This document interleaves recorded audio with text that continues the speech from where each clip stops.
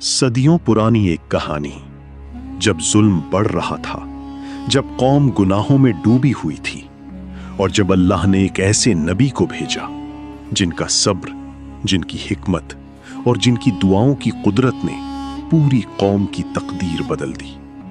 یہ کہانی ہے اللہ کے برگزیدہ نبی حضرت الیاسا علیہ السلام کی۔ حضرت الیاسا علیہ السلام حضرت الیاس علیہ السلام کے سچائی، تقوی اور تبلیغ کے وارث تھے۔ جب حضرت الیاس علیہ السلام اپنی قوم کو شرک سے بچانے کی کوشش کر رہے تھے، تب اللہ نے الیاسا علیہ السلام کو ان کا ساتھی اور بعد میں ان کا جانشین بنایا۔ وہ ایک مرض سے گزر رہے تھے اور حضرت الیاس علیہ السلام نے ان کے لیے دعا کی۔ الیاسا علیہ السلام اپنی قوم کے درمیان اٹھے۔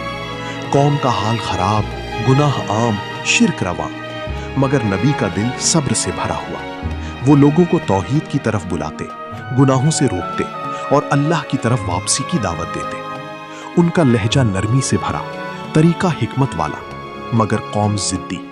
الیاسا علیہ السلام روز قوم کو سمجھاتے، اللہ کی طرف رجوع کرو، غلطیوں کو چھوڑ دو، مگر قوم کا دل سخت، ناشکر، نافرمانی اور گناہ پر مصر۔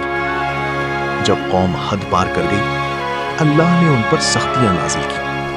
آب و ہوا بدل گئی، زمین سوکھ گئی، زراعت تباہ۔ قوم نے تکلیف محسوس کی مگر توبہ نہ کی۔ الیاسا علیہ السلام نے دعا کی، یا اللہ ان لوگوں کو ہدایت دے۔ اللہ نے ان کی دعا قبول کی۔ کچھ لوگوں کے دل نرم ہوئے، وہ توحید کی طرف آئے۔ انہوں نے نبی کے ضبط، ان کے صبر اور ان کے علم کو پہچانا۔ اس سے قوم میں روشنی پھیلنے لگی۔ جہاں ظلم تھا وہاں انصاف آ رہا تھا، جہاں نفرت تھی وہاں صلح۔ مگر ہر قوم تمام طور پر نہیں بدلتی۔ الیاسا علیہ السلام کی قوم کا ایک حصہ ایمان لے آیا، لیکن دوسرا حصہ پھر بھی شرک اور نافرمانی میں رہا۔ الیاسا علیہ السلام ان کو وارن کرتے رہے، اللہ کی قدرت کی نشانیاں سناتے رہے، آخری حد تک صبر سے، حکمت سے۔ آخر کار اللہ کا فیصلہ آیا۔ جو لوگ ایمان والے تھے انہیں اللہ نے امن دیا، اور جو ضدی تھے ان پر سخت عذاب نازل ہوا۔ یہ اللہ کا سنت ہے، ہدایت بھی، عذاب بھی، سب حق کے ساتھ آتا ہے۔ الیاسا نے جو پیغام دیا، جو صبر دکھایا، جو دعوت دی، وہ قیامت تک روشنی بن کر قائم ہے۔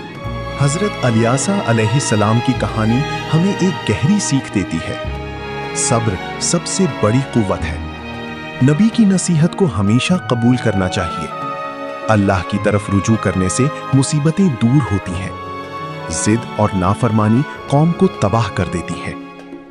یہ کہانی صرف ایک قوم کی نہیں، بلکہ ہر انسان کے لیے پیغام ہے۔